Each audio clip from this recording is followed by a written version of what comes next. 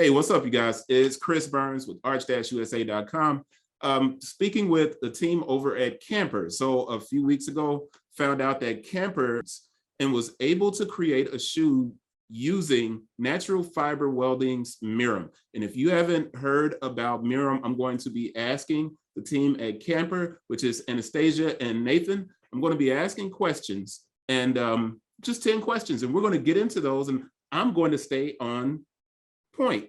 I won't get off and start making this longer than it has to be. But we have 10 questions with Camper, with Anastasia and Nathan. Welcome, you guys. Would you like to introduce yourselves and say anything in particular? So hi, Chris. Thanks a lot for inviting us to this chat. I'm Anastasia, as you already said, and I'm Product Sustainability Manager here in Camper. So any questions around our products development, I'm here to answer.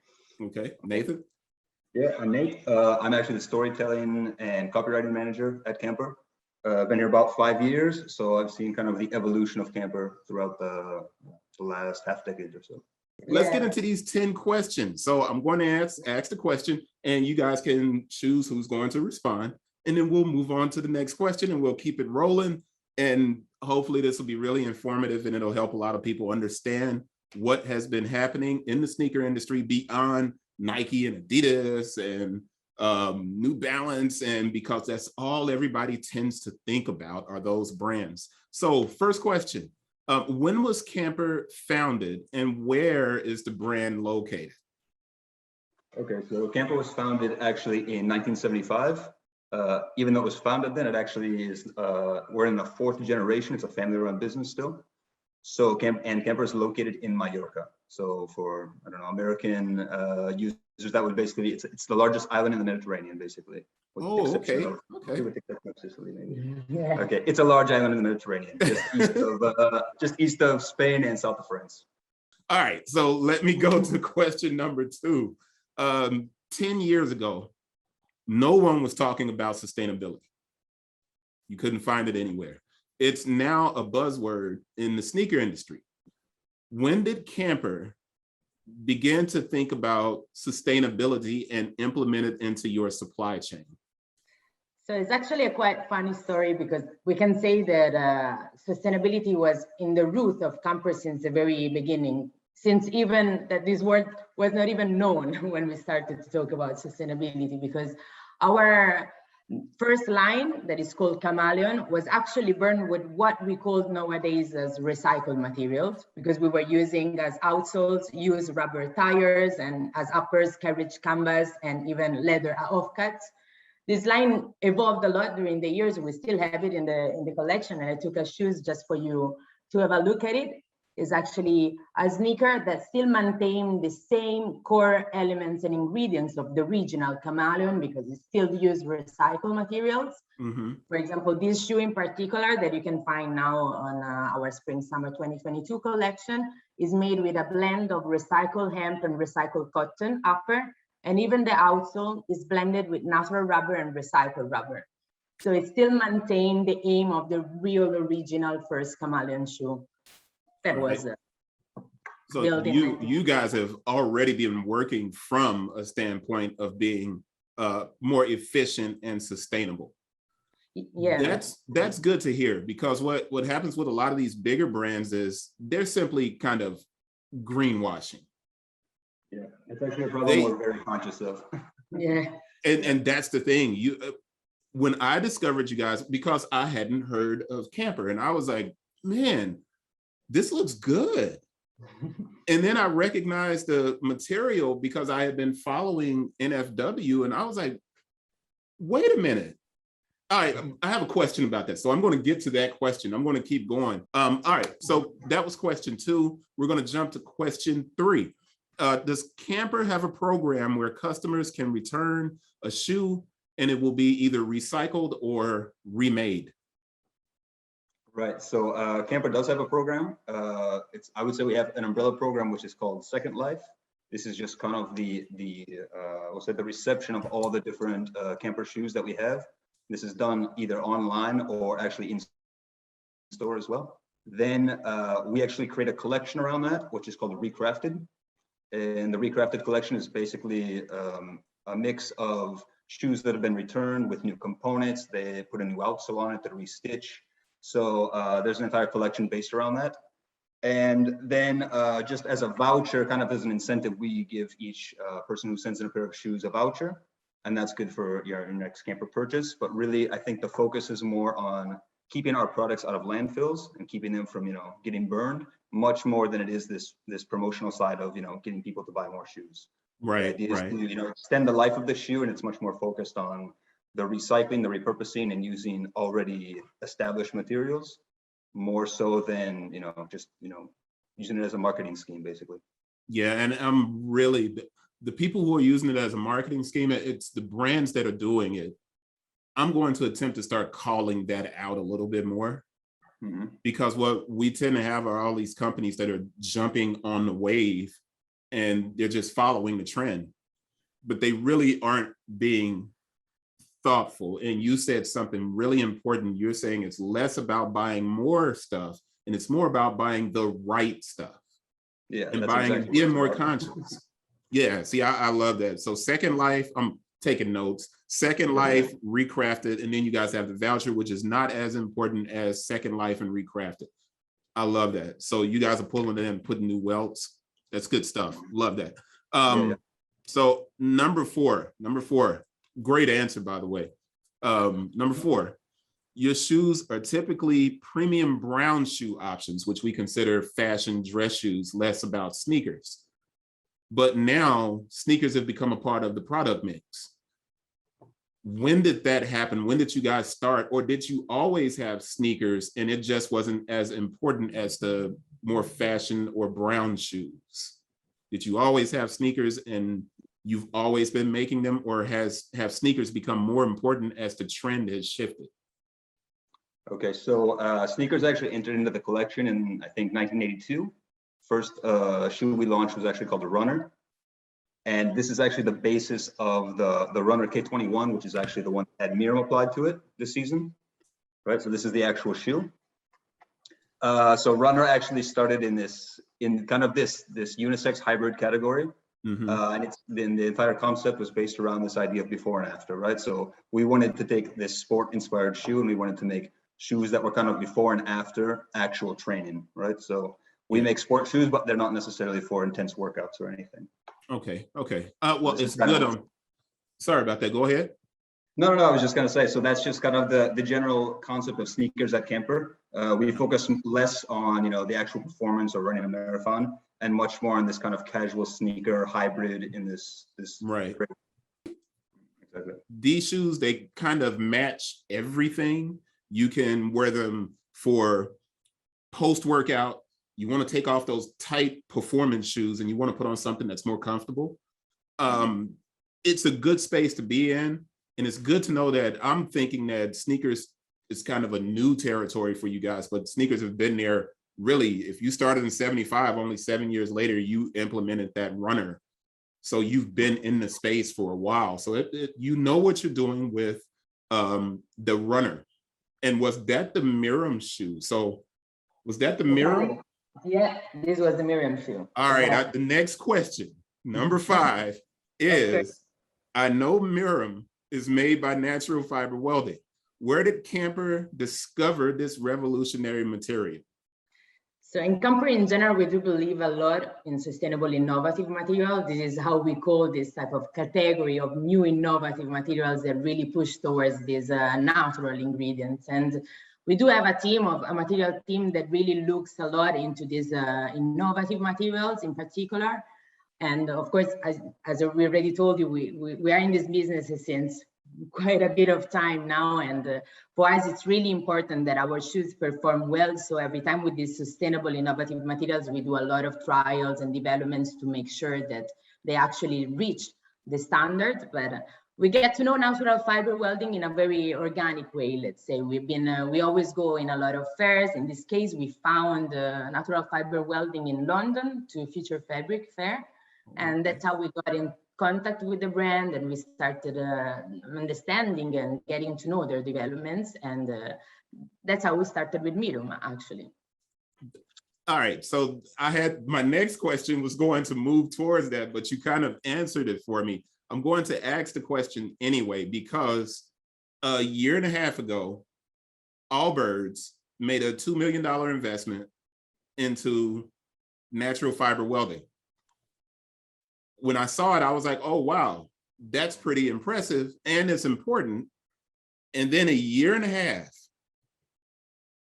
nothing from Allbirds.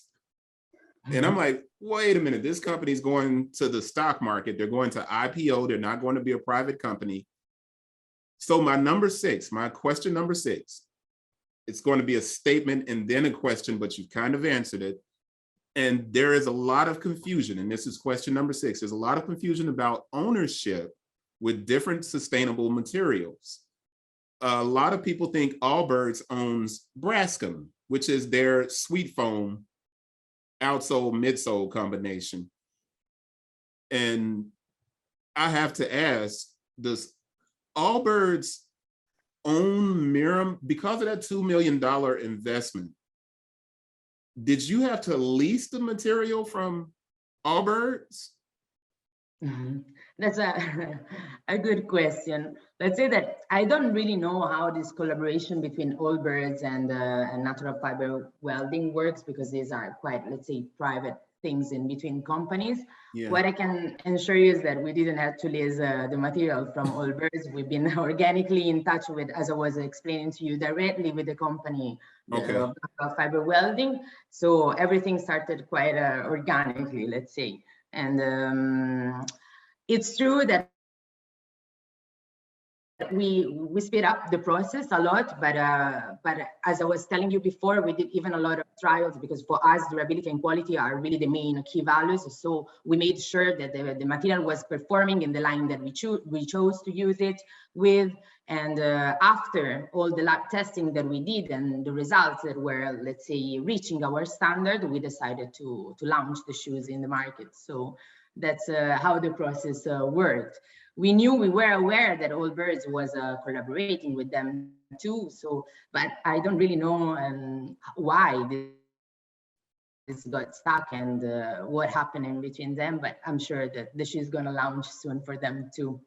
I love the idea of a company that's already been involved in creating shoes sustainably, making beautiful shoes, because your shoes are. And I'm on the website and I'm going through the website. I'm like, ooh, I got to buy this one. I have to buy this one. I have to buy this one. And then I have to remember that I'm not supposed to be buying a lot of shoes. But I see those shoes and I love the look of them. And you kind of got into the next question, which was number 7. Does Mirum function as well as your premium leather options? And you kind of answered that. You said that you guys put it through a lot of tests. Yeah. It looks, do you have a regular RunnerK21 and a Mirum? Do you have both of those? We do have, let's say, every line that we have in collection, we always try to make it very flexible in terms of materials, always focusing on more, let's say, responsible materials, because we do work only with recycled or organic textiles. Even on the leathers, we only work with leathers that are certified. We pushed a lot even on the scents, introducing like leathers that are like non-dyed, that really helps to reduce the chemicals. But in general, let's say that we cannot really, and we don't really like to compare Mirum to leather styles. For us, the intention of these plant-based materials is more into the direction of reducing the virgin plastic. That for us, it's, let's say, the biggest goal that we have. Of course, in footwear, it's very tricky because of the amount of components that a shoe has, but our focus is against virgin plastic. So for us, Mirum is not born with the idea of replacing leather, but more the idea of really pushing for these materials that doesn't contain PU and virgin plastic in the composition. Now, that was probably the most important thing I've heard in regard to natural fiber welding and Mirum. The cactus leather, pineapple leather, these vegan materials. I know for a fact that those materials have plastic. Exactly. They will tout it as being better, but in the end, that shoe is going to go to a landfill and never break down. Yeah, because just because it's cactus or pineapple, and I'm not labeling, talking about a specific company, and I won't bring up any specific company, but those claims of vegan and being natural plant-based uppers, it's not true. Mirum doesn't have any plastic. It's 100% plant-based, right? Exactly, it's 100% bio-based. All the components comes from natural origin. So this really helps on the concept of biodegradability, but as well as fully recyclability. So it is really great on these stances. As you were saying, it's true that there are still a lot of, let's say, innovations that are coming in the market that contains a lot of PU and virgin plastic. Right. Which for us, it's not really the direction that we want to take, because in our case, these are more materials that are born with the idea of replacing leather, and our fight is not against leather, but mostly against virgin plastics. So for us, the fact that this innovative material needs to contain only natural ingredients is really a priority when we look for innovations. That's fantastic. And I won't bring up the other brands, but they are introducing these concepts, and it's literally greenwashing. They have these shoes that are like 3% recycled material. And it's like, what's 3%? You know, that's nothing. You're not really accomplishing anything. Which, now one of your comments that did lead us to the next question, and that is number 8. Do you ever see a time when consumers will only want plant-based materials in their footwear? Do you see that time coming? I think there is no doubt that the word in general is evolving a lot on this. This word is getting popular. People are requesting every day more these materials that are more, let's say, responsible to the environment and to the planet where we're living. At the same time, this is a bit linked to what we were saying before. I do think that the industry is not completely ready yet. A lot of these plant-based innovations still contain a lot of PUs and virgin plastics. They're still in a work in progress phase, I think. And I believe so that probably this change is going to happen, but it's going to take time, because of course it needs a lot of developments, and it needs a lot of trials, and to be able to obtain a material that is fully natural and plant-based, that can have the same performances as materials that are in the market since forever, it's tricky. So I think it's something that is good, that is evolving a lot, but it's going to take time to have a market that just has this type of materials, let's say. Okay, all right. I was just going to comment quickly. I was just going to say that also when we use leather at Camper, all of our leather is actually from the meat industry, right? So there's obviously no link, to the Amazon biome. There's no link to any, we're nothing's happening. As long as people are eating meat, Camper's always going to have leather available. Exactly. So what we do is we look to basically make leather, the best leather that we can. It's usually Leather Working Group certified. I think it's 100% now, right?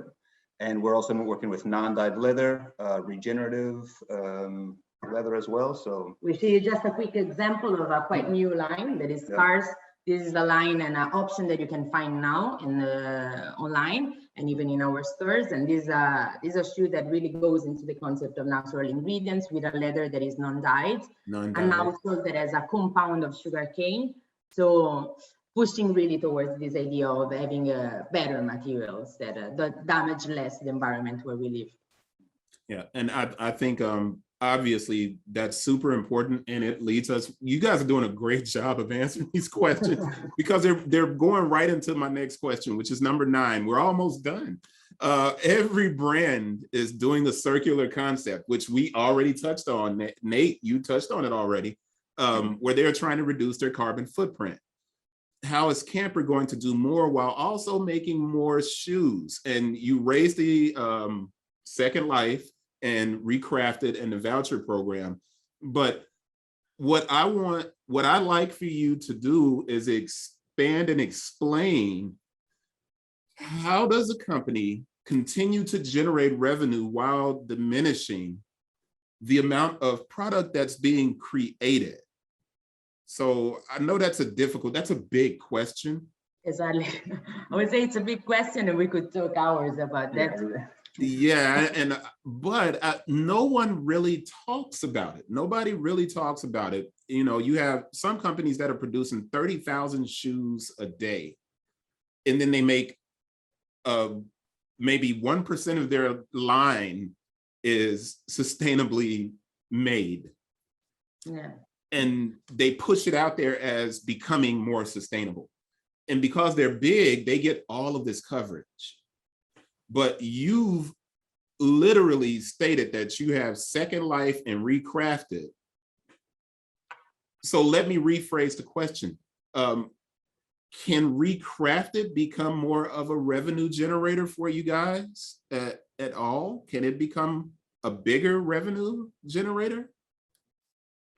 I mean, I'm not sure in detail what the numbers are on it, obviously, but I think a lot of Recrafted collection is obviously made from products which have been sent back, and we accept those in any quality. So, you know, we're going to get a large amount of shoes which just don't really have anything we can utilize. And with that, then basically what we do is we either repurpose them or we basically turn them into green energy here on the island. Okay. And then apart from that, this Recrafted collection, obviously it has a lot of, we create them all in the workshop here in Inca, which is in Mallorca. So we have, you know, a workshop where they're literally stitching, you know, they're resoling them, they're, you know, new insoles. This is going to have a limited effect, obviously, on a collection, you know, with millions of shoes. Yeah. But I think I would say the focus at Camper at this point is more on the durability and the long-lasting properties of a shoe. So this is also why I think leather isn't going to be phased out 100% ever at Camper, because it's very hard to find a product which is going to have the same, you know, actual like chemical properties and material properties that leather offers. Yeah, I think to properly reply to this question, we need even to a bit explain you what we are doing in terms of calculating our carbon footprint and even measuring the durability of our shoes, because we started actually a few years ago to measure the carbon footprint emissions at company level, and we focused a lot even on the life cycle assessment of our products, and that's even why where we find out that most of our emissions are connected to the type of materials that we use. So we focused a lot in the last years even on looking really for materials that help us to reduce the impact, because of course materials are fundamental, but at the same time, we're working in this concept of reducing the emissions together with the circularity on proper circular, or let's say fully recyclable shoes. I brought you some examples just for you to have a reference. They're not really sneakers, but just for you to know. This is a Kobara. There is a line that is made with a direct injection of EVA with a compound of sugarcane. This shoe, we invite our customer to send it back to us. So this concept of circularity, it's even on trying to find new solutions to recycle shoes and avoid that these shoes gets to landfills, let's say. And these are very important points. And connected to what Nate was saying around durability, we are doing a lot, as I was saying to you, we're doing a lot of tests to see the performance of our shoes. And when we talk about durability and quality, there is always two perspectives. One that is more connected to the emotional quality and one more connected to the physical quality. And in Camper, we do work a lot with the idea from an emotional perspective, with the idea of creating lines that are long lasting in terms of having lines that doesn't really follow a trend, but that are very unique and long lasting in times from an aesthetic point of view. But even from a physical point of view, they have to be shoes that last a long time. That's even why we prioritize materials like leathers that is very durable on time. Right. Even because at the end of the day, when we make this connection of durability and carbon footprint, we do realize that to really reduce the carbon footprint and reduce even the production in a way is trying to have shoes that are really long lasting, because less you buy, more you reduce the carbon footprint in a way. It's true. The last question, I was going to extend it out and ask about other materials from natural fiber welding, but I'm not going to ask that question. I will ask a part of the final question, which number 10, this is it. And also really quickly, can you tell me, well, I'm going to put the website location here. Is there a place on the website, and this goes into the last question, how will Camper educate the consumer on making better choices? Now, that question is it's one that I've been trying to figure out, because what happens is people tend to consume and they buy without really placing any thought into why they're buying a particular item. Specifically on my side of things, which is like sneaker culture and sneakerheads. Sneaker culture will buy a shoe every weekend just because a website said this was hot, or this was hype, or this was cool. And they don't think about how all of these shoes that are not sustainably created, how those shoes are going to impact the environment later. Everything is immediate. So when you're in the process of bringing a consumer to the Camper website, how are you guys educating the consumer on the importance of buying better? And that's the final question. How is Camper educating the consumer on making better choices and buying better products? I guess I'll take it first. I think it's a challenge in general. I think it's a challenge for all brands to kind of walk that fine balance between greenwashing your brand and actually communicating it, because kind of sometimes seems like the more you communicate it, the more backlash there is on certain things. So what we have at the moment, I think the first step for Camper was actually to create an ESG page, which is just our environmental and social governance page, which goes into all the kind of materials we're using, our providers, our waste policy, energy. It kind of hits sustainability from a macro level. And then we actually have several grids on the website, product grids, where you can actually sort by different kinds of materials. So you can sort by specific kinds of leather or organic and recycled materials, the impact, and kind of in reference to what Anastasia said as well, we're getting a lot more solid numbers on what the actual impact of our shoes are. So I think once the consumer starts to be more familiar with these numbers, I think it's going to become a lot easier. I think Allbirds, for example, is now using these numbers in their marketing copy. 3.8, carbon, whatever it would be. Right. So I think that's a point, but I think it's just like anything else. You have to go into this process of informing the consumer about that their decision actually makes a difference. Yes. But I think there's also a limit, a price point where consumers are willing to jump to until it's not worth it anymore. So I think, but I would say the younger generations are a lot more willing to make those decisions more than my age, for example. Yeah, they tend to recognize that they're going to still be here. Yeah, right. Yeah, so they are like, wait a minute, we can't keep buying that. We need to buy this. And great answers, guys. Those are my 10 questions. Once again, I appreciate your time. I'm glad you were willing to, come in and talk about the new shoe. Can you guys show the shoes again? You can hold the shoe up and show the new, there it is. That's the RunnerK21 with Mirum, and that's by Camper. Would you guys like to say anything before we end this and wrap it up?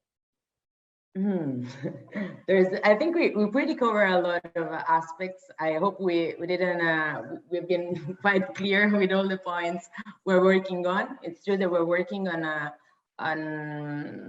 different topics to try to be as honest as possible and to try even to communicate it in an honest way to our consumers. So we invite you all to look at our stores or our website to find out more about all the sustainable innovations and all the materials we're working on and all the developments and initiatives we're doing to try to be a little better, never perfect. It's a bit the claim that we have in Camper, our statement. Yeah. We're always trying to improve things, just a little bit. We're never going to be perfect, and we realize that. So it's just about making these small advances until we get to a point that we're comfortable with and we're comfortable communicating as well. Yeah, it's a continuous challenge, sustainability, and we know that we're never going to achieve. We cannot say we are a sustainable brand, but what we can do is always to try to do these little steps that have to be a bit better, let's say. That's the perfect way to end it. I appreciate you, Anastasia and Nate. Thank you for your time. I appreciate Camper for going way outside of the boundaries of what's kind of normal for the sneaker industry. And I hope that everything's successful for you guys. And I look forward to talking to you again in the future sometime when you make another cool product for me to just be like, ooh, look at that. So that is it. And thank you all.